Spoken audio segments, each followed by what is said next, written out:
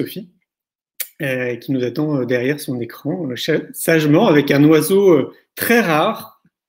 Et donc, on se dit que c'est plutôt bon signe.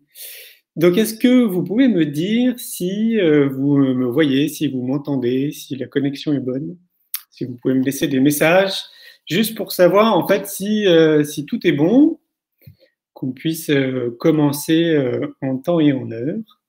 Alors, entre-temps, je vais vous parler, parce que vous devez quand même le savoir, mais je reçois quand même continuellement des messages du film C'est quoi le bonheur pour vous? Bonjour Isabelle, donc ça a l'air de marcher. Alors le film C'est quoi le bonheur pour vous? Je vous rappelle qu'il est en ligne gratuitement depuis le 20 mars. Donc 20 mars, c'est quand même une journée un peu spéciale quand même sur notre planète, c'est la journée mondiale du bonheur. Donc c'est pour ça que je l'ai mis en ligne gratuitement notamment, en tout cas à cette date-là. C'est super en fait ce qui est en train de se passer avec ce film. Là, on a dépassé les 710 000 vues sur YouTube, donc je vous rappelle que vous pouvez le trouver sur YouTube. Je reçois en continu vos messages, donc merci beaucoup. Je suis vraiment ravi que ça participe à cette émergence et à ces prises de conscience. En tout cas, j'ai vraiment le sentiment, mais on va en parler tout à l'heure, que ce film il contribue à accélérer un peu les prises de conscience, donc je trouve ça génial. Je vous rappelle aussi qu'on est en train de préparer le 3e congrès Innovation en éducation qui se tiendra le 24 et le 25 octobre à Paris. Donc c'est notre 4e édition. On a fait la 3e édition juste avant le confinement, j'ai envie de dire, c'était le 29 février. Et le 1er mars, et donc on a passé encore un super événement. Et pour la première fois, on a la chance en tout cas on se donne les moyens d'essayer de faire une belle édition sur Paris. Donc ça sera à l'espace Charenton. C'est une salle qui peut accueillir plus de 1100 personnes et il y aura 26 stands, donc évidemment autour de l'éducation.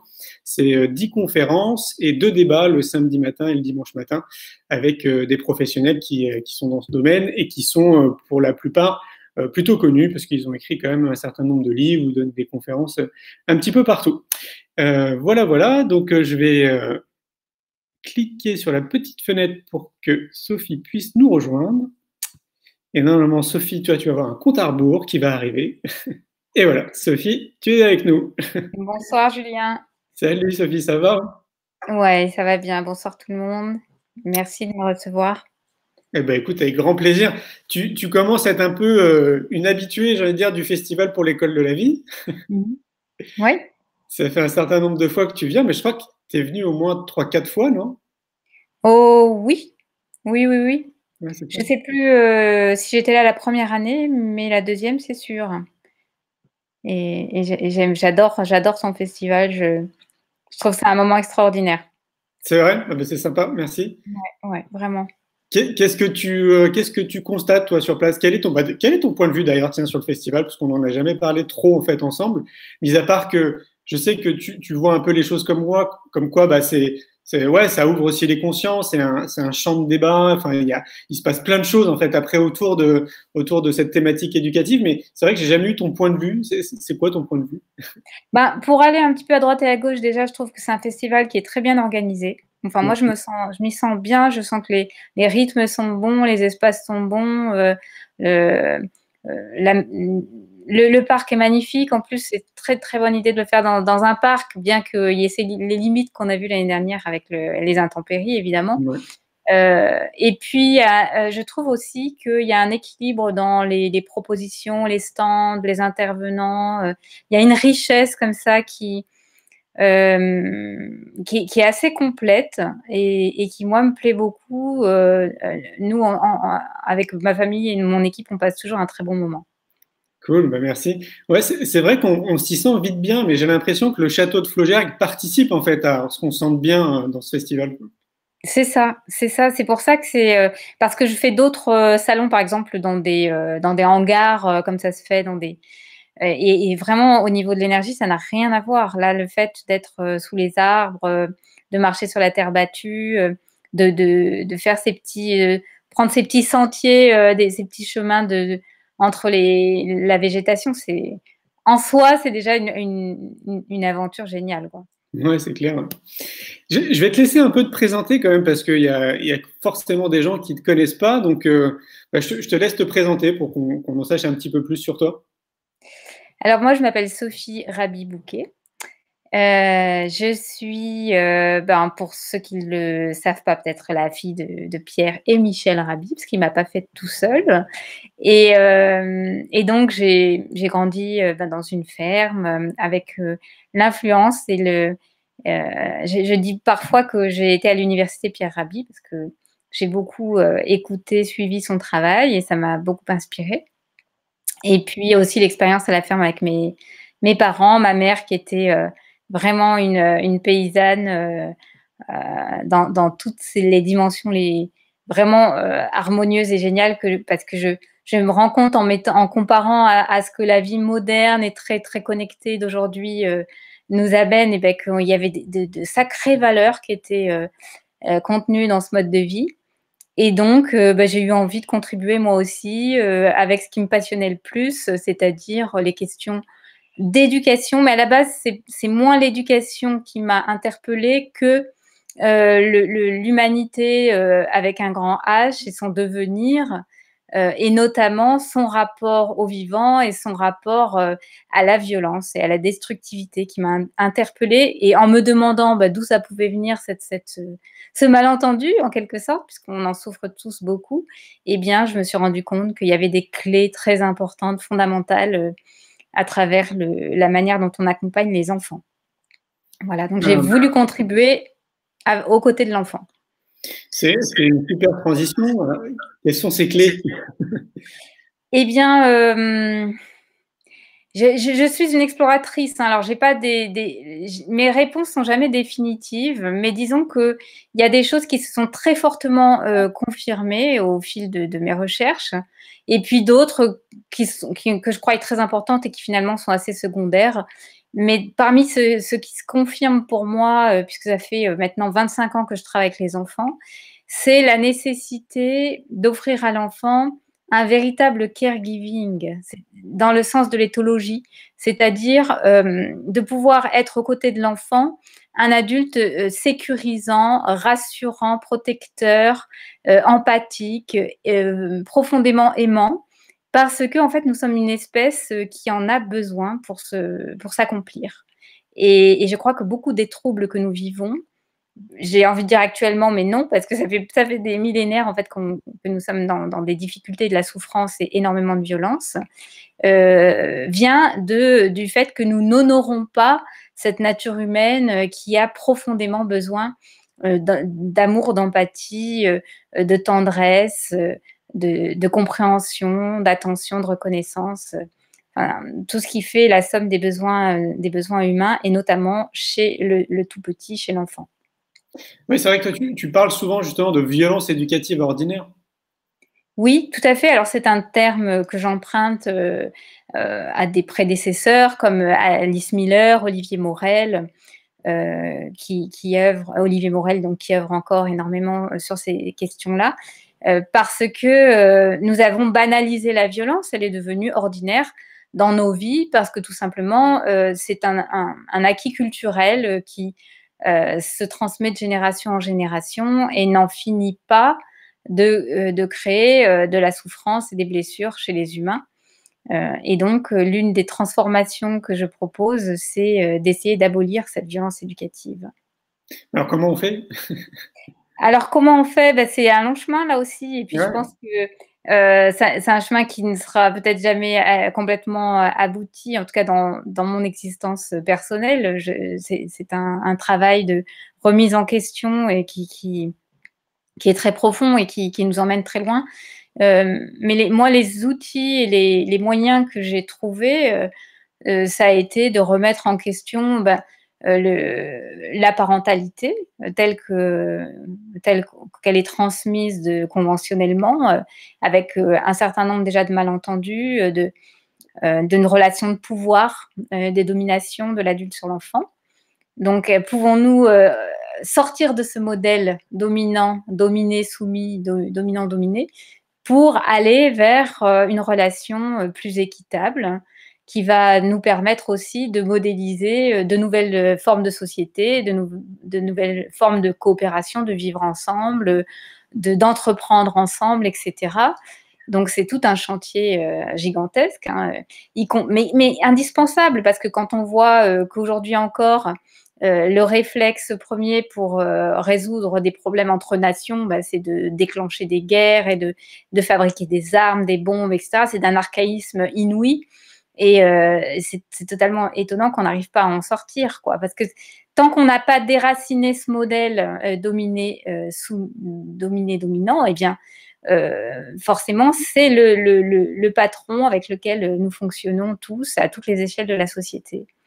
Donc, le but, c'est vraiment d'arriver à trouver comment fonctionner autrement, comment relationner autrement, comment porter un regard nouveau sur l'enfant, qui ne soit pas un regard de tu es petit, tu ne sais rien, tu es une sorte de matière première que je vais modeler à mon image, mais bien le reconnaître entièrement en tant que personne, à part entière, avec sa souveraineté, et pouvoir respecter pleinement ce qu'il est.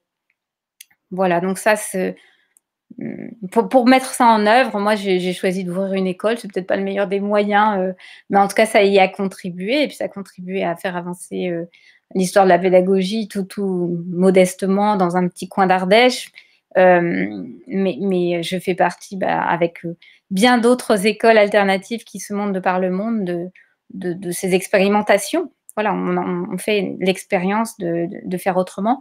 Et puis, bien sûr, en tant que parent, c'est adopter des outils comme la communication non violente, comme l'écoute empathique, comme l'absence de punition, de récompense, de jugement, etc., etc. Est-ce qu'on peut considérer que tu as été pionnière en France? Je ne crois pas. Je crois qu'il y a toujours eu ici et là des initiatives en faveur de l'enfant. Hein. On parle de Rousseau, on parle de Tolstoï. Alors bon, Tolstoï, c'est pas en France, mais il y a et même plus tôt dans l'histoire, il y a toujours eu des personnes qui ont eu cette sensibilité à l'enfance et qui ont trouvé comme un dysfonctionnement à maltraiter l'enfant. Mais ce qui a été peut-être pionnier dans notre expérience à nous, ça a été l'école à la ferme, ça c'est sûr, parce que ça a fait jurisprudence à la MSA, c'est pour ça que je le sais. Donc on a été la première école maternelle et primaire dans une ferme en activité. Et puis ensuite, cette tentative de vivre dans un éco-village avec des personnes de tous les âges, qui n'est pas une tentative très réussie chez nous, mais ça fait partie aussi des expériences pionnières. Donc, je ne sais pas encore comment ça va se conclure, hein, cette expérience-là, parce qu'on est en plein dedans. Hein.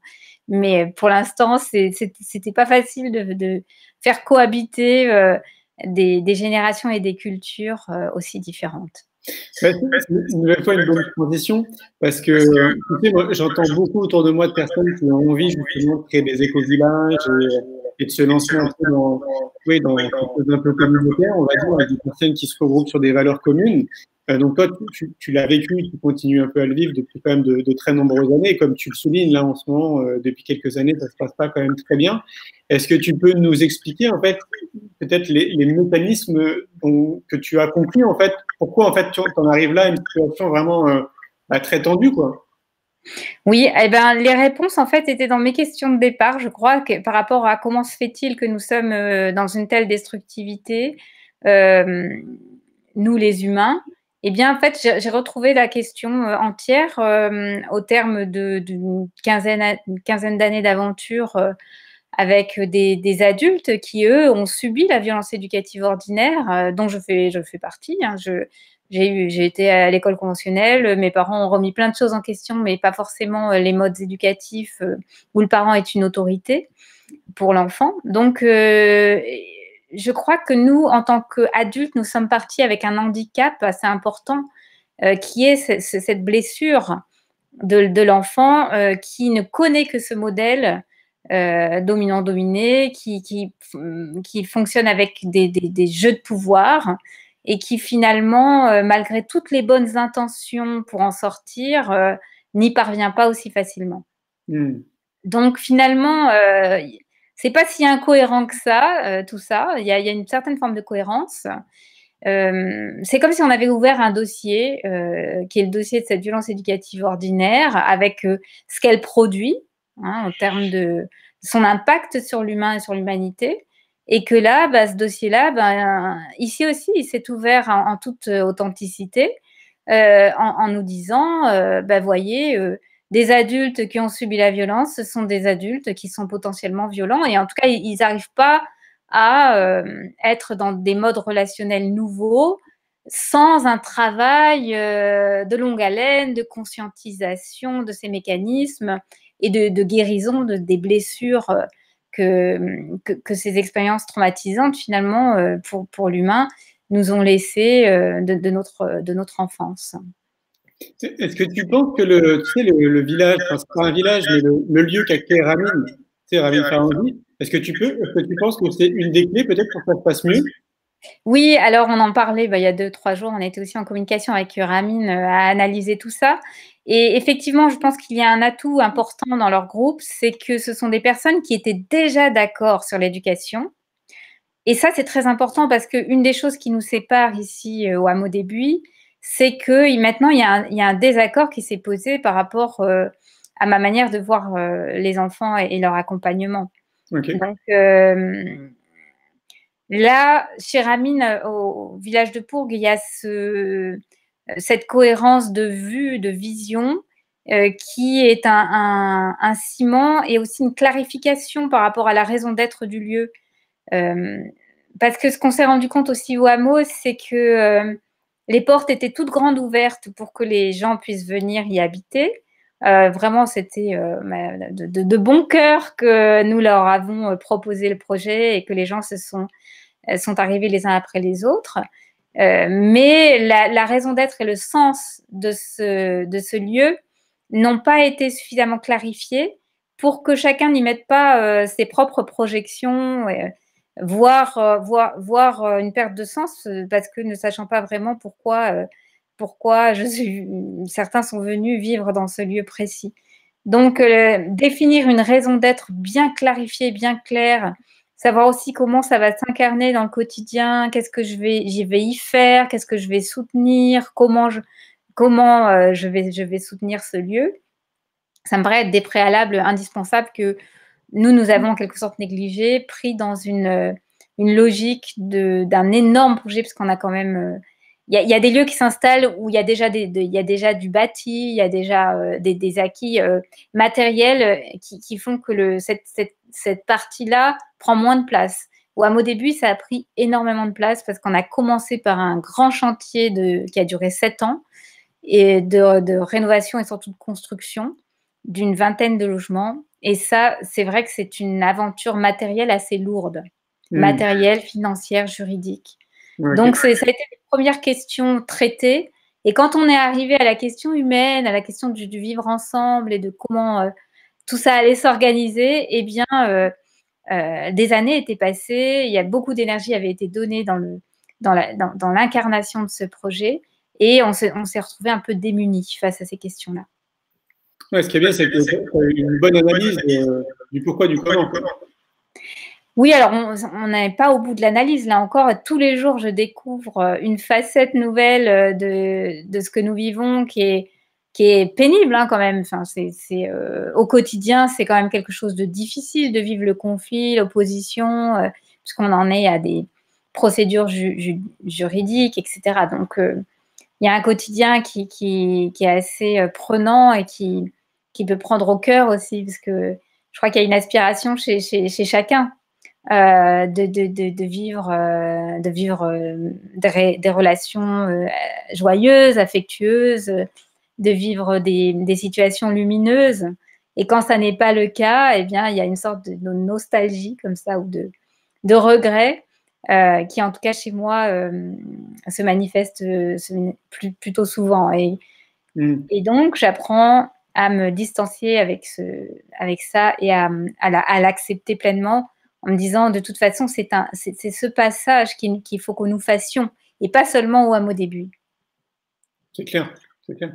Mais tu sais, dans ce que tu nous expliquais en amont, en fait, ça rejoint une pensée et notamment l'énergie que je mets depuis 6 ans, C'est fait partir du constat qu'en réalité, tout part de l'éducation et qu'on a vraiment intérêt à accompagner les enfants le plus tôt possible, justement pour, en une génération, changer un peu les choses, quoi. On est d'accord? Oui, c'est ça. C'est possible, nous le savons, parce que nous savons, par exemple, en Suède, le fait d'abolir les châtiments corporels et d'interdire les maltraitances a eu un effet considérable sur la culture suédoise. Donc, après, on peut rester critique par rapport à certains aspects, etc. Et puis, certains ne se gênent pas pour le faire. Mais néanmoins, ils ont passé un cap en imposant une loi pour la protection des enfants.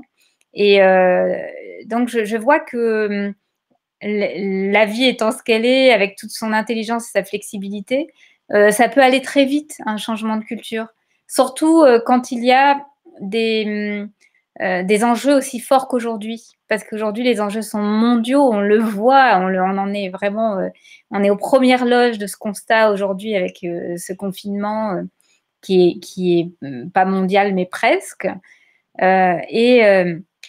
Et donc, la rapidité avec laquelle les événements se précipitent font que on peut imaginer que certaines réponses vont aussi logiquement aller très vite, parce que comme si la conscience était prête à passer le cap et qu'il suffisait maintenant que nous acceptions d'entrer dans une nouvelle logique.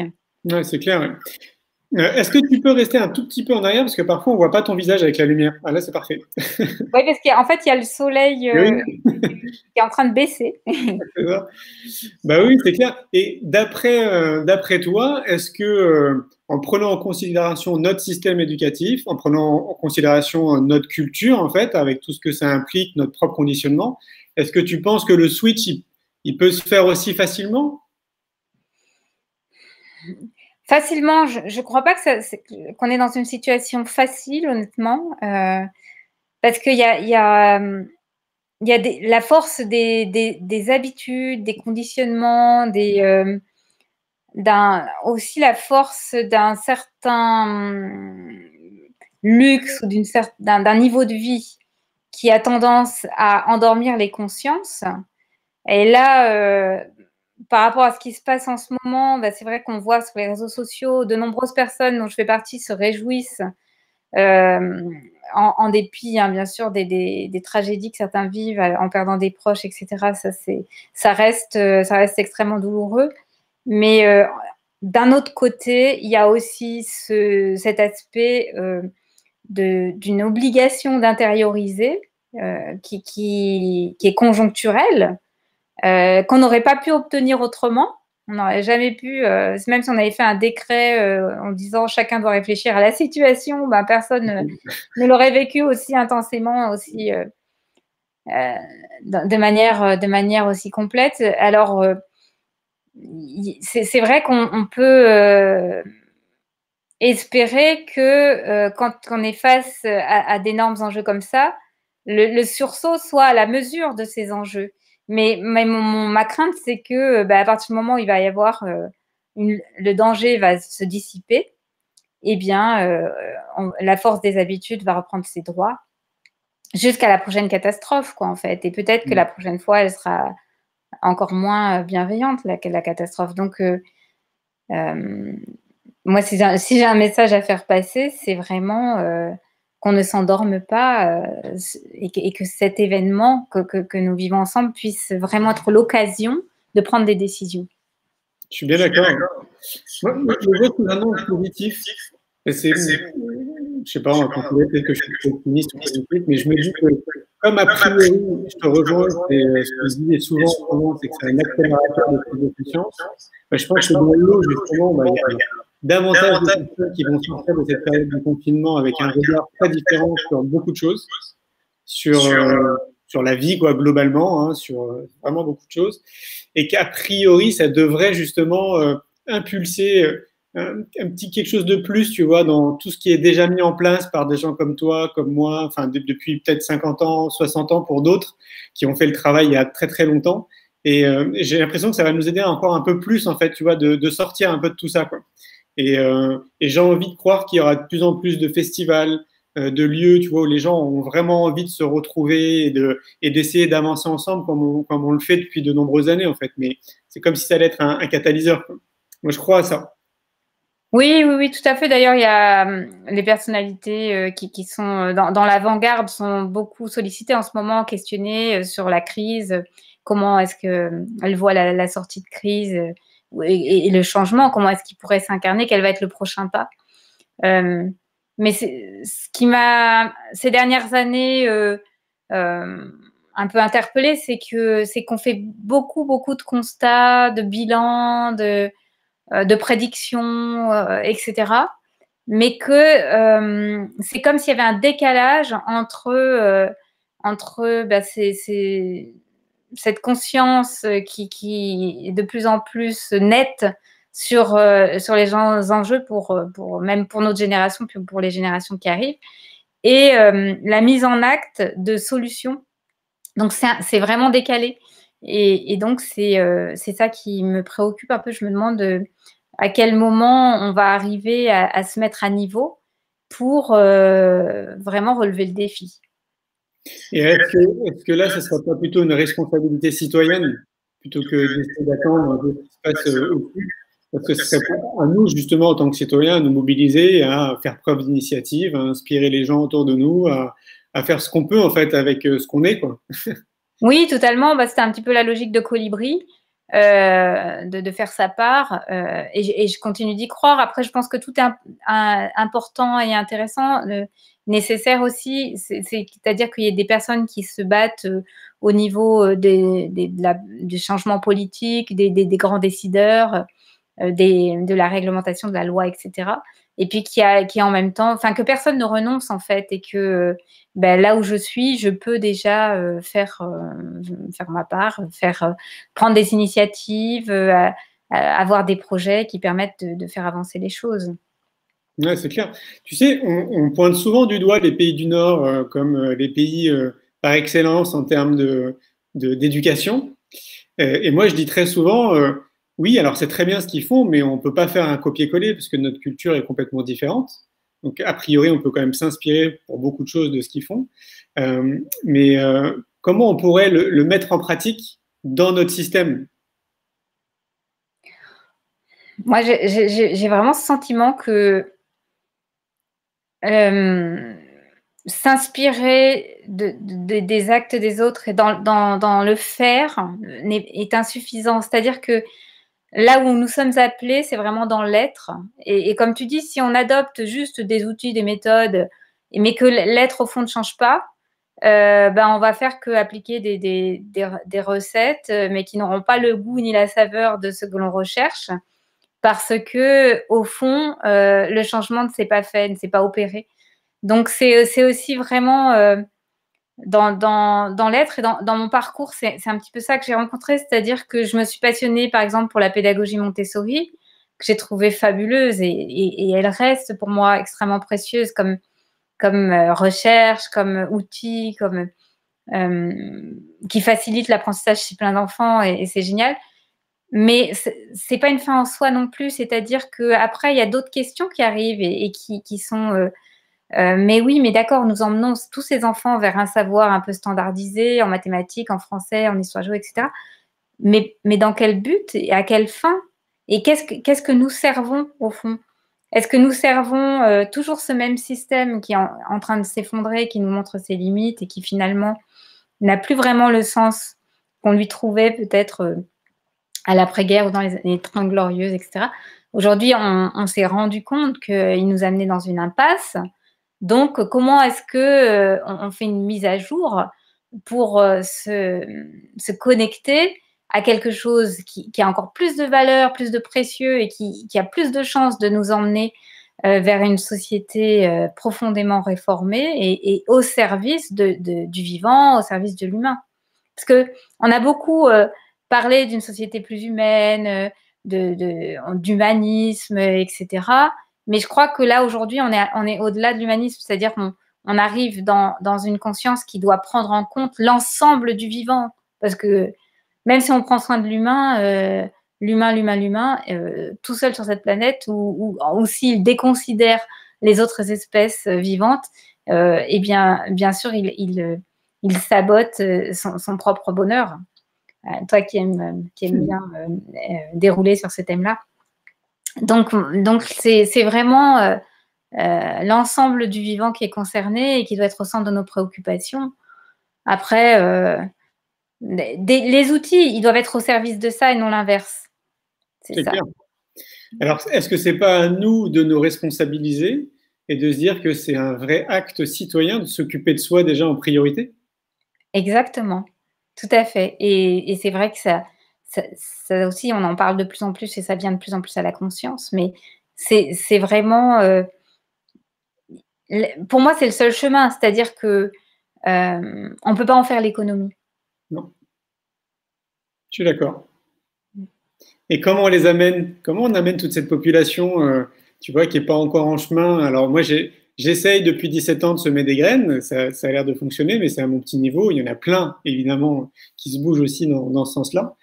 Et moi, j'ai eu une idée, en fait, je me dis, bon, ben, alors très clairement, la solution, c'est pas de créer des écoles alternatives ou des écoles nouvelles, peu importe comment on les appelle, c'est vraiment pas la solution. Mais en attendant, il y en a de plus en plus qui se créent.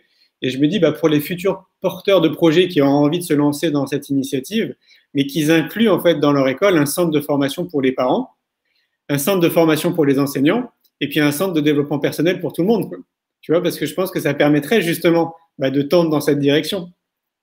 Sachant que on ne peut pas vouloir pour les autres, et ça, je l'ai appris à mes dépens. C'est-à-dire que même si on mettait des centres de développement personnel partout, si les personnes ne se sentent pas appelées à faire ce travail individuel, il ne peut pas se forcer. C'est vraiment un domaine où on peut obliger personne. C'est clair. Donc, parce que nous allons inspirer, si nous rentrons dans ce travail et que nous accomplissons de plus en plus le lien avec cet être intérieur qui pourra rayonner de mieux en mieux, alors là, je pense que là, on devient crédible. Donc, c'est pour ça que le premier pas, c'est sans doute de le faire pour soi. Maintenant, moi, si tu me demandes, je vais te dire oui, c'est hyper nécessaire d'être accompagné, d'avoir des méthodes, des outils, des thérapeutes divers et variés vers qui on va intuitivement se tourner pour répondre à nos besoins individuels. Et plus l'offre sera large et plus on va pouvoir servir cette cause-là de manière efficace. Donc oui, moi j'ai envie de te dire, c'est essentiel que cette action soit menée et qu'elle puisse continuer à se développer, ce qui n'est pas évident dans le contexte actuel, puisqu'il y a une espèce de chasse aux sorcières qui voudrait mettre fin à des initiatives qui sont parfois vues ou vécues comme illégitimes, finalement. C'est clair. Mais c'est là où je vous dis, le côté optimiste qui prend le dessus. Et je me rappelle en fait de l'époque, en 2003, quand je crée mon entreprise et que je propose des séjours bien-être et éco-responsables et que je vais voir le monde de l'entreprise, beaucoup à l'époque me considèrent un peu comme une secte, juste parce que je parle de mot bien-être. On parlait à peine de méditation, de yoga, tu vois, de sophrologie, d'hypnose, etc. Parce que c'était à peu près dans la même boîte, quoi. Et maintenant, on parle assez facilement de yoga, de méditation dans le monde de l'entreprise et dans les écoles, la sophrologie aussi, l'hypnose et plein d'autres pratiques en fait qui sont en train de se démocratiser. Et ça fait 17 ans, donc je me dis, en fait, on a quand même plutôt pris une bonne direction. C'est peut-être que c'est un chemin qui est relativement long pour que ça représente, tu sais, ce fameux basculement où il y aura 51% de la masse qui sera sur ce chemin, quoi. Oui, alors je suis pas sûre que ce soit linéaire comme chemin, dans le sens où je me suis rendu compte en étudiant l'histoire de la pédagogie qu'entre deux guerres, par exemple, il y a eu un mouvement extrêmement fort de pédagogie alternative et que ce mouvement, il a presque disparu à un moment donné pour renaître après la Seconde Guerre mondiale, mais plus timidement et puis de plus en plus. Et j'ai l'impression on évolue un petit peu par soubresaut comme ça, peut-être avant que quelque chose de plus général il faut qu'il y ait un lâcher-prise à un moment donné pour que ces initiatives ne soient plus vécues comme marginale et peut-être effrayante pour le système dominant, mais au contraire comme une contribution nécessaire, voire vitale, pour aller de l'avant et puis construire petit à petit une transformation de nos sociétés. Mais c'est sûr que moi, je dis souvent, l'enjeu d'aujourd'hui, c'est passer du paradigme de la peur au paradigme de la confiance.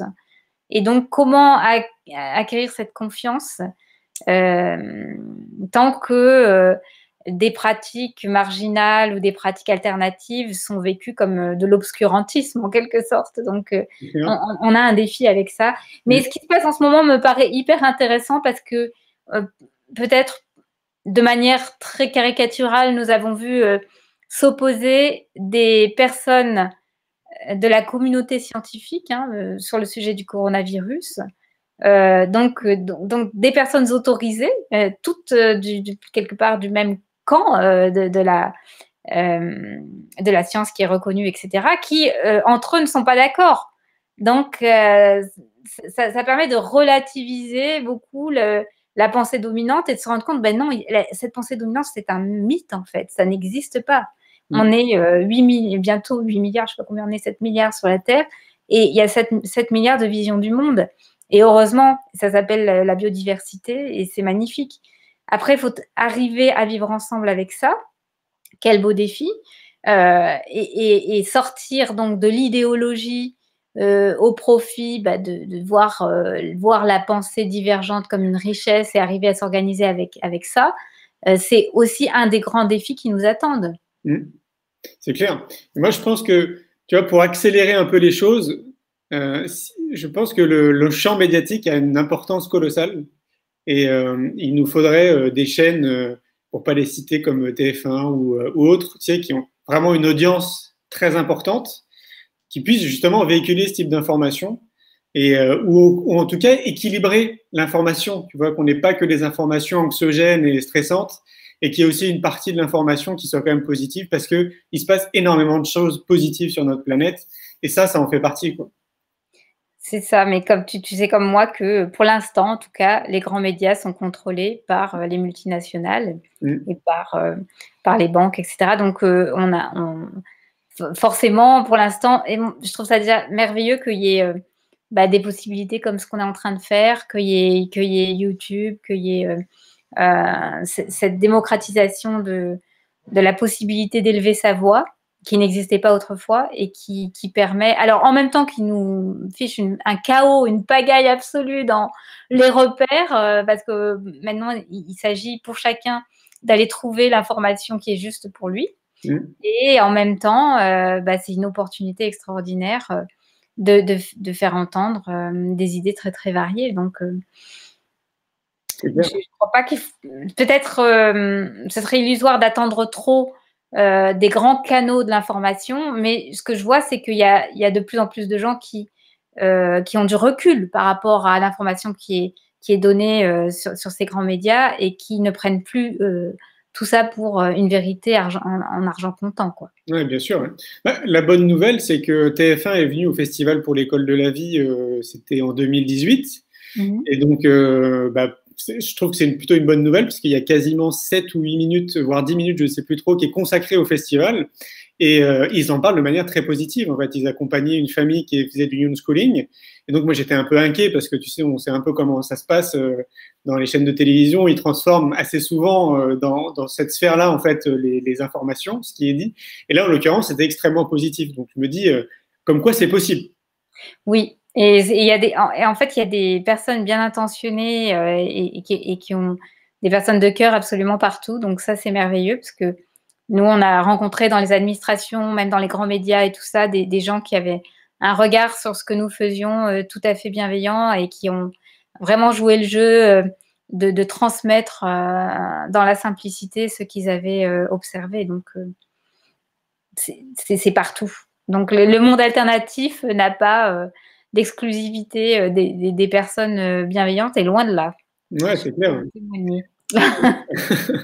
Et s'il y a un message d'ailleurs fort, je trouve, à retenir de notre échange, c'est vous qui nous écoutez, transmettez aussi le message autour de vous, occupez-vous de vous, quoi. trouver les bons outils qui vont vous faire du bien dans votre quotidien pour être bien dans votre corps et dans votre tête. Parce qu'a priori, à partir du moment où vous serez bien, ne serait-ce qu'avec vous-même, vous allez rayonner quelque chose de positif et ça peut inspirer les gens autour de vous. Tout à fait, puis sans aller trop loin, c'est vrai que lorsque l'on se sent mieux, dans une meilleure relation avec soi-même, eh bien, on est aussi, tout d'un coup, on redécouvre ses enfants. On arrive à les voir tels qu'ils sont, à voir que ce sont des personnes absolument passionnantes, merveilleuses, avec et que la relation peut être riche, peut être, agréable, peut être, vraiment, une relation entre pairs qui vont s'apporter mutuellement et non plus juste céder à cette pression qui est vous êtes l'autorité parentale et vous avez un devoir d'éducation sur vos enfants et il faut qu'ils soient polis, qu'ils aient des bonnes notes, qu'ils aient un avenir qui est entre vos mains, etc., etc. Enfin, toute cette série d'injonctions qui sont maltraitantes pour la relation. À un moment donné, quand on est plus en sécurité à l'intérieur et plus en confiance, eh bien, on peut les mettre de côté et puis juste faire confiance que l'enfant est équipé à 100% pour prendre soin de lui-même et de sa propre existence et que si vous lui montrez vous-même l'exemple, c'est-à-dire en prenant soin de vous-même et de votre propre existence, eh bien, il n'y a aucune raison que ça se passe autrement pour lui. C'est clair. Est-ce que tu peux nous dire comment tu vis, toi, en ce moment, cette période-là? Ce confinement, Ouais. eh bien, écoute, moi, il y avait fort longtemps que j'avais besoin d'appuyer sur pause. Donc, ça tombe très, très bien pour ce qui me concerne. Okay. Et ça me permet vraiment de goûter, de mesurer à quel point un lieu qui est un écosystème, qui est vraiment proche de la permaculture, où il y a des dimensions très, très variées qui sur un même espace, c'est harmonieux en fait pour y vivre et pour y être confiné.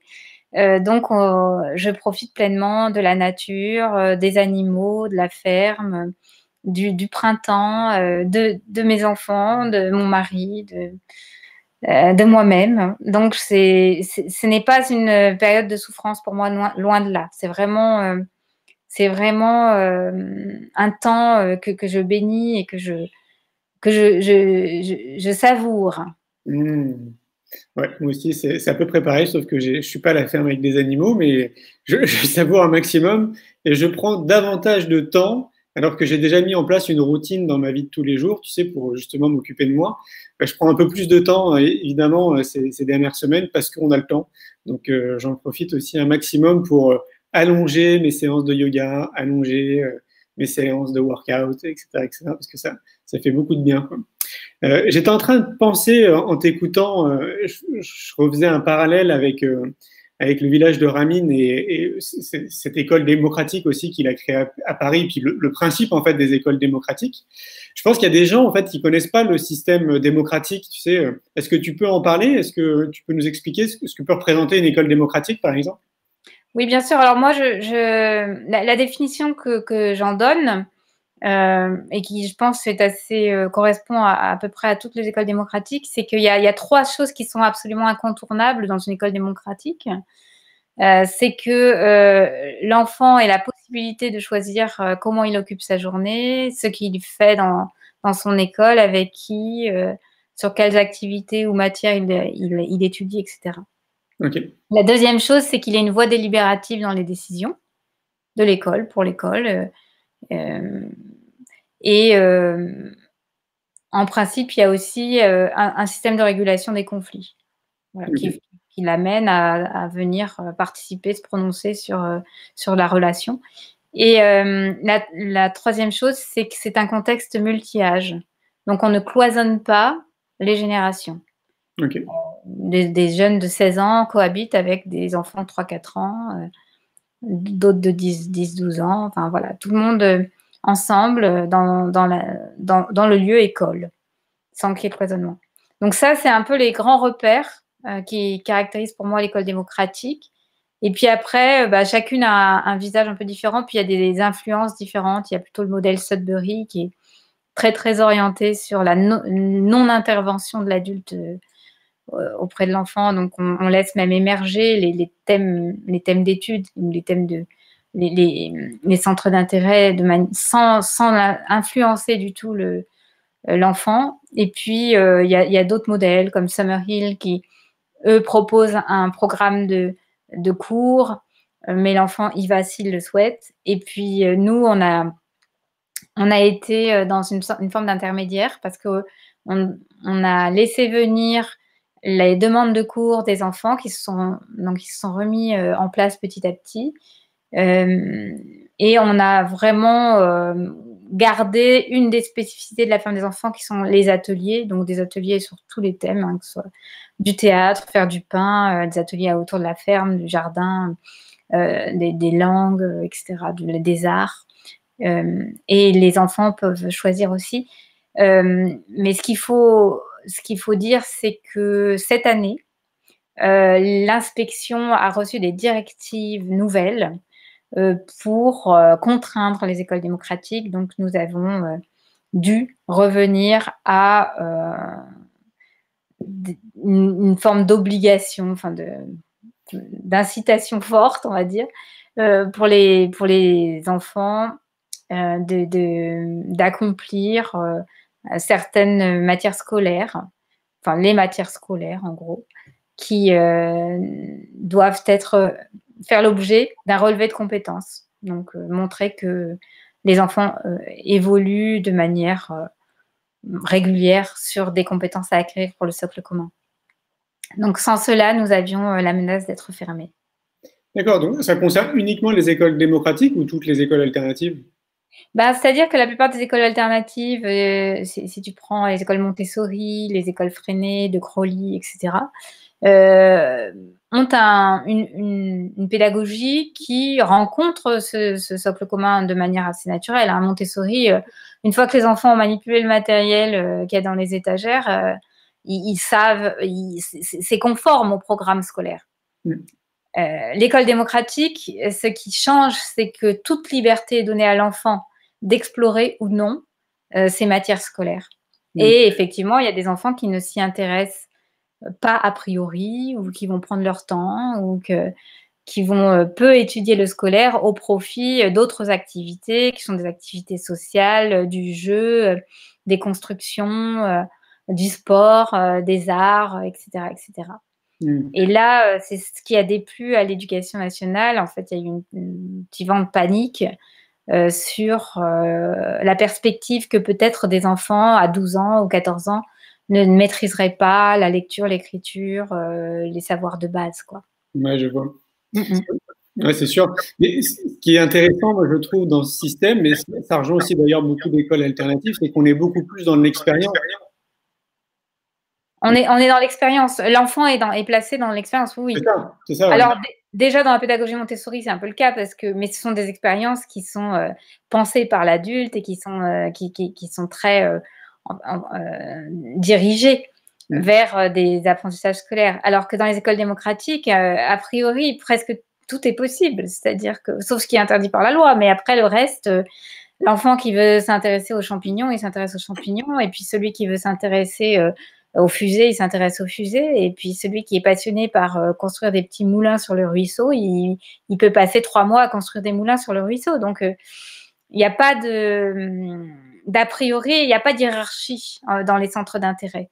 Okay. Ouais, donc l'idée, c'est vraiment de l'accompagner dans ce qu'il est.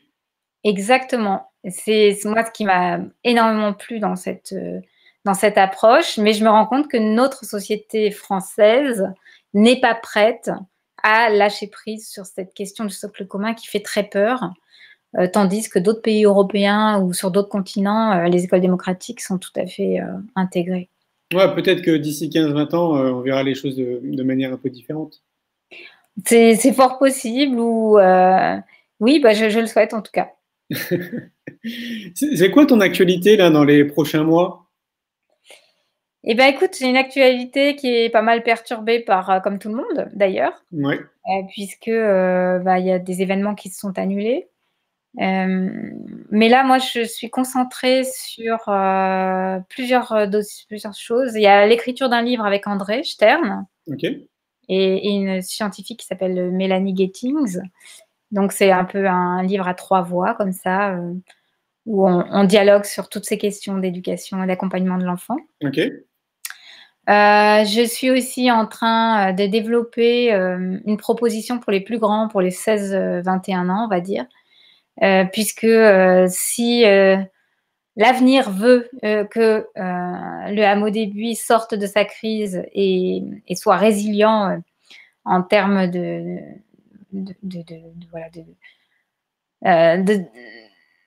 qu'on puisse sortir de ce conflit destructeur qui en fait est très inhibant pour les projets, eh bien nous avons le projet de mettre en place un certificat qui permettrait à des jeunes de rencontrer un peu les outils du nouveau paradigme, donc de la permaculture en passant par l'artisanat, la gouvernance qu'on appelle gouvernance dynamique inspirée de l'holacratie, de la communication non violente, etc. En fait, qu'ils puissent butiner un itinéraire qui leur conviendrait pour acquérir un certain nombre de connaissances sur ce qui pourrait être utile pour le futur.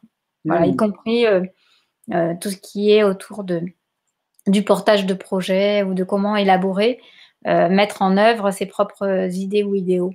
Donc, on est en train avec des amis qui ont des compétences dans ce domaine de mettre en place une formation pour ces jeunes. Voilà. Et puis sinon, moi, je suis hyper mobilisée sur la crise, en fait, et ça me prend beaucoup de temps, beaucoup d'énergie, avec l'espoir que 2020 sera l'année qui nous verra sortir la tête de l'eau. Ouais, je te le souhaite. J'ai oublié au début de ta présentation de présenter les livres. Tu peux rappeler le nom des 3 livres que tu as écrits, mais je les mettrai après en photo.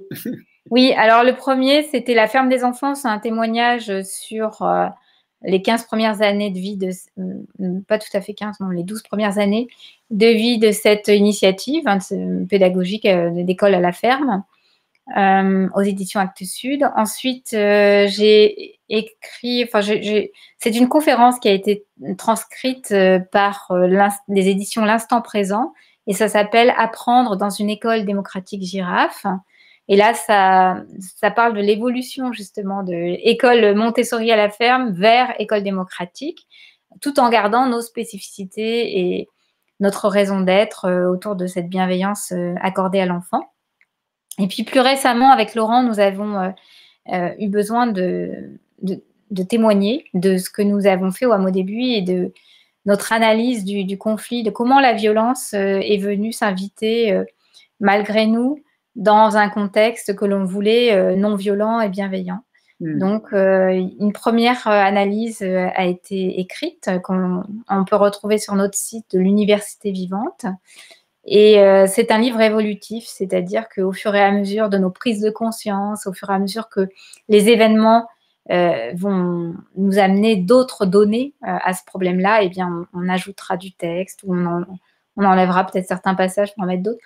Donc, c'est un livre qui voudrait, au final, témoigner d'une problématique qui est récurrente dans beaucoup de lieux, parce qu'il faut savoir que les analyses qui ont été faites de par le monde ont montré que 9 écolieux sur 10 ne survivent pas à la question du facteur humain.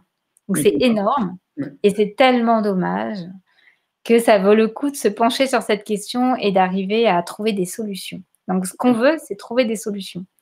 Aujourd'hui, on est en pleine recherche à ce niveau-là. Génial, parce que c'est le même constat que j'ai tiré aussi, et c'est ce qui m'a poussé à ne pas créer justement un éco-village, parce que à chaque fois que je rencontrais une personne qui avait créé quelque chose de l'ordre de la communauté, à chaque fois on me disait la même chose. C'est très dur. Ouais, c'est un petit peu comme une problématique de couple, mais on la vit à 30 ou 40, quoi. Ouais, c'est ça. Ouais. Donc, ça vous donne l'ampleur du chantier. C'est clair. Et ton papa, là-dedans, il va bien? Et mon papa va bien, il se confine bien, il est très sage parce qu'on lui interdit de sortir. En fait, Pierre Rabhi est séquestré. Et du coup, ça lui fait du bien. Lui, si on l'écoute, des fois, il prendrait sa petite voiture, puis il irait au marché, il irait se promener. Donc, on lui a dit que ça, c'était pas du tout possible. Et du coup, en fait, il a trouvé que c'était finalement une très bonne chose parce que pour une fois, il a le temps de faire son jardin comme il le voulait. Donc, Bah, c'est clair, puis se C'est un reposer. bel avantage. Puis ça lui permet de se reposer du coup. Et de se reposer et de se vider un peu la tête parce Mais que oui. quand il a des agendas de ministres, là, il n'arrive plus à reposer son cerveau. Donc là, il y a une opportunité qui est bonne pour lui. C'est clair. Merci beaucoup, Sophie. Merci à toi, Pour Julien. cet échange. Bah, écoute, je te souhaite une très belle soirée. Nous, on reste en contact. D'ailleurs, on te retrouve au congrès, au 4e congrès à Paris, si tout va bien. Hein, je croise les doigts. J'espère que la D'ici date va... octobre, on peut espérer. On peut espérer, oui. Et puis, bah, plein de bonnes choses d'ici là. Et bah, je te dis à très, très vite. À bientôt. Merci, Julien. Bye bye. Au revoir tout le monde. Donc, chose promise, chose due, je vous mets les couvertures des livres de Sophie, parce que je devais le faire en intro et puis j'ai complètement zappé. Donc ça, c'est le premier livre, La ferme des enfants, dont parlait Sophie. Le deuxième, c'est celui-là. C'est donc Apprendre dans une école démocratique girafe. C'est la fameuse conférence qui a été traduite, d'après ce que j'ai compris, en tout cas relatée. Et puis, il y a donc le dernier livre qu'elle a écrit, Démasquer les mécanismes de la violence dans le collectif. D'ailleurs, je te remercie, Sophie, de m'avoir envoyé le livre avec une petite dédicace. Ça m'a fait vraiment beaucoup plaisir. Et ben, j'espère que vous avez passé encore un bon moment avec nous. Moi, j'ai trouvé ça encore hyper intéressant. J'adore Sophie. Je trouve qu'elle s'exprime très bien. Elle a énormément de choses à dire. Et puis, elle a quand même un bagage technique dans l'éducation qui est très intéressant. Comme je vous le disais, vous la retrouverez au 4e congrès Innovation en éducation le 24 et le 25 octobre à Paris. Si vous avez envie de venir, elle sera là, elle donnera une conférence. Voilà, bah écoutez, pour ma part, je vais retourner à mes activités. On se retrouve, quoi qu'il en soit, le dimanche soir avec Laure Reynaud. Tous les soirs de la semaine, je vous rappelle qu'à 21h, il y a une conférence qui a eu lieu soit au festival, soit au congrès, qui est publiée sur la page Facebook du Festival pour l'école de la vie. C'est gratuit, c'est cadeau, ça reste 24 heures en ligne et ensuite, hop, elle disparaît. Voilà, bah écoutez, je vous dis à très vite, je vous souhaite une belle soirée et écoutez, plein de bonnes choses pour vous. Bye bye.